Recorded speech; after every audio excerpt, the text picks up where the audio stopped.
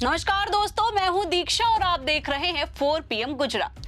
दोस्तों, गुजरात का अहमदाबाद शहर अब एक क्राइम हब बन चुका है। दरअसल गुजरात के अहमदाबाद शहर में 1 साल पुराने लापता व्यक्ति के मामले ने पुलिस को हैरान कर दिया। हम आपको बता दें कि 35 वर्षीय समीर अंसारी नामक एक व्यक्ति की हत्या की सच्चाई सामने आई है, जो उन्हीं की पत्नी रूबी अंसारी ने अपने प्रेमी इमरान और उसके 2 दोस्तों के साथ मिलकर की है। हत्या के बाद शव को टुकड़ों में काटकर घर की रसोई के फर्श के नीचे दफनाया गया है और ऊपर से टाइल्स भी चढ़ा दी गई हैं। ये पूरी घटना मलयालम फिल्म दृश्यम की याद दिला रही है, जहां अपराध को बखूबी छिपाने की कोशिशें की जाती हैं। पुलिस ने 1 साल बाद कंकाल के अवशेष बरामद किए हैं। इस मामले में इमरान ने अपना जुर्म कबूल कर लिया है, जबकि बाकी आरोपी अभी फरार है। ये घटना न केवल परिवार के रिश्तों की गंभीरता को उजागर करती है, बल्कि महिलाओं द्वारा घरेलू हिंसा और अवैध संबंधों के नाम पर अपराध करने की प्रवृत्ति को भी सामने लाती है। समीर और रूबी की शादी को 4 साल हो चुके थे, लेकिन वैवाहिक जीवन में कलह ने खासा जगह बना ली थी। रूबी का इमरान से अवैध संबंध इस कलह का मुख्य कारण था। पुलिस के अनुसार झगड़ों ने आखिरकार हत्या की साजिश को जन्म दे दिया। क्राइम ब्रांच की जांच में यह खुलासा हुआ है कि हत्या जुलाई 2024 में हुई थी, लेकिन शक की वजह से 3 महीने पहले मामला क्राइम ब्रांच को सौंपा गया था। समीर अंसारी अहमदाबाद के मेमनगर इलाके में एक छोटे से किराने की दुकान चलाते थे। वही 35 वर्षीय समीर एक साधारण मुस्लिम परिवार से ताल्लुक रखते थे। उनके पिता एक रिटायर्ड सरकारी कर्मचारी थे, जबकि मां गृहिणी थी। समीर की शादी 2020 में रूबी से कराई गई, जो एक स्थानीय टेलरिंग शॉप में काम किया करती थी। शादी की शुरुआत में लगभग 2 सालों तक सब कुछ ठीक चला, लेकिन धीरे धीरे रूबी का व्यवहार बदलने लगा। पड़ोसियों के अनुसार घर में अक्सर चीखने चिल्लाने की आवाजें आती थी। समीर के भाई मोहसिन अंसारी ने पुलिस को बताया कि भाई बहुत मेहनती था, वो रूबी को सब कुछ देता था, लेकिन वो हमेशा नाराज रहती थी। हमें शक था, लेकिन कभी सोचा नहीं कि इतना बड़ा कदम उठा लेगी। जुलाई 2024 की एक खौफनाक शाम, समीर दुकान से घर लौटे। अगली सुबह वो गायब हो गए। रूबी ने तुरंत पुलिस में शिकायत दर्ज कराई कि समीर किसी झगड़े में फंस गए हैं।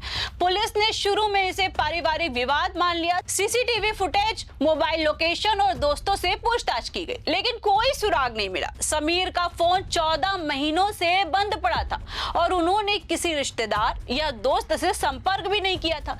परिवार ने सोशल मीडिया पर भी अपील की, लेकिन कोई फायदा नहीं हुआ। 1 साल तक पुलिस की टीमें लगातार तलाश करती रही। पड़ोसियों ने बताया कि रूबी इस दौरान शांत रहने का दिखावा करती थी, लेकिन अंदर ही अंदर घबरा रही थी। पुलिस के एक अधिकारी ने बताया कि समीर का मामला सामान्य लापता व्यक्ति का लग रहा था, लेकिन जब हमें घरेलू झगड़ों की जानकारी मिली तो शक रूबी पे गया। फिर भी कोई ठोस सबूत नहीं था। इसी बीच 3 महीने पहले यानी अगस्त 2025 में मामला अहमदाबाद क्राइम ब्रांच को ट्रांसफर हो गया। क्राइम ब्रांच के एसपी प्रवीण सिन्हा के नेतृत्व में एक विशेष टीम गठित की गई। टीम ने रूबी के फोन रिकॉर्ड्स, बैंक ट्रांजैक्शन और इमरान के संपर्कों की गंभीरता से जांच शुरू की। वहीं आपको बता दें कि जांच के दौरान सबसे बड़ा खुलासा रूबी और इमरान के बीच के रिश्ते का था। इमरान अहमदाबाद के वसराल इलाके में एक ऑटो रिक्शा ड्राइवर थे। दोनों की मुलाकात एक लोकल बाजार में हुई थी।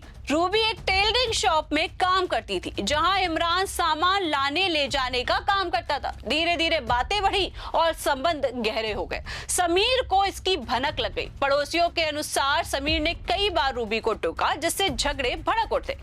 एक बार तो समीर ने इमरान को घर बुलाकर धमकी भी दी थी। इमरान के कबूलनामे से जो कहानी सामने आई है, वो किसी थ्रिलर फिल्म से कम नहीं है। 15 जुलाई 2024 की रात समीर घर नहीं लौटते हैं। रूबी ने उन्हें खाना परोसने का बहाना बनाया। खाने में नशीला पदार्थ मिलाया था, जिससे समीर बेहोश हो गए। फिर रूबी ने इमरान को फोन किया। इमरान अपने दोस्तों के साथ आया और उन्होंने समीर को कमरे में बांध दिया। इमरान ने बताया कि रूबी ने खुद चाकू उठाया और समीर के सीने में घोंप दिया।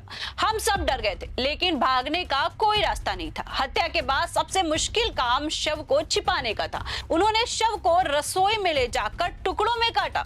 इसके लिए रसोई के चाकू और आरी का इस्तेमाल किया गया। खून साफ करने के लिए ब्लीच का छिड़काव किया गया।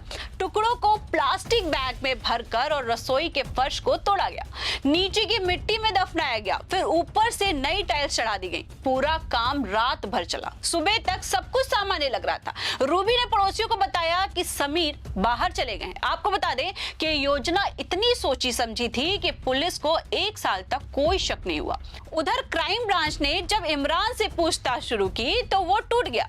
उसने नक्शा बनाकर बताया कि शव कहां दफनाया गया है। 4 नवंबर 2025 को पुलिस ने रूबी के घर पर छापा मारा। फर्श तोड़ा तो कंकाल के अवशेष मिले। फॉरेंसिक टीम ने जब डीएनए टेस्ट के लिए सैंपल लिए, रिपोर्ट आने पर पुष्टि हो गई कि ये समीर के ही अवशेष हैं। उधर क्राइम ब्रांच की टीम ने डिजिटल फुटप्रिंट्स का सहारा लिया। समीर के फोन की आखिरी लोकेशन घर की थी। रूबी के बैंक अकाउंट से इमरान को पैसे ट्रांसफर हुए थे। इमरान के फोन में डिलीट मैसेज रिकवर किए गए, जिसमें हत्या की योजना का जिक्र था। एक मैसेज में रूबी ने लिखा था कि कल रात सब खत्म हो जाएगा। इमरान ने पूछताछ में कहा कि रूबी ने हमें ब्लैकमेल किया है। कहा है कि अगर मदद नहीं की तो सबको बर्बाद कर देगी। उधर पुलिस ने रूबी को गिरफ्तार कर लिया है। वो अब भी इनकार कर रही है, लेकिन सबूत उसके खिलाफ हैं। इमरान को न्यायिक हिरासत में भेज दिया गया है। अली और राहुल फरार हैं। पुलिस ने उनकी तलाश के लिए अलर्ट जारी किया है। एसपी प्रवीण सिन्हा ने कहा है कि यह मामला हमें सिखाता है कि घरेलू विवादों को नजरअंदाज ना करें। हम सभी आरोपियों को जल्द ही पकड़ लेंगे। दोस्तों, ये अहमदाबाद का पहला ऐसा मामला नहीं है। कुछ महीनों पहले उत्तर प्रदेश के मेरठ में भी ऐसा ही खौफनाक अपराध सामने आया था। वहां मुस्कान नामक महिला ने अपने प्रेमी के साथ पति सौरभ की हत्या कर दी थी। शव को प्लास्टिक ड्रम में पैक कर दिया था। पुलिस को शक हुआ तो जांच में सच्चाई खुली। ऐसी एक और सोनम रघुवंशी का मामला सामने आया था, जिन्होंने हनीमून पर जाने के बाद अपने पति की हत्या कर दी थी। वही एनसीआरबी डेटा के अनुसार 2024 में 500 से ज्यादा पति हत्याएं हुई हैं। दोस्तों, अहमदाबाद हत्याकांड एक चेतावनी है। प्रेम और वैवाहिक जीवन में संतुलन खासा जरूरी है। पुलिस की मेहनत से सच्चाई सामने आई है, लेकिन एक जिंदगी बर्बाद हो चुकी है। समाज को ऐसे मामलों पर विचार करना ही होगा। वहीं इस खबर पर आपकी क्या राय है, हमें कमेंट करके जरूर बताएं। ऐसी ही तमाम क्राइम रिलेटेड खबरें जानने के लिए आपको बने रहना होगा 4 PM गुजरात के साथ। आप सभी का धन्यवाद। नमस्कार।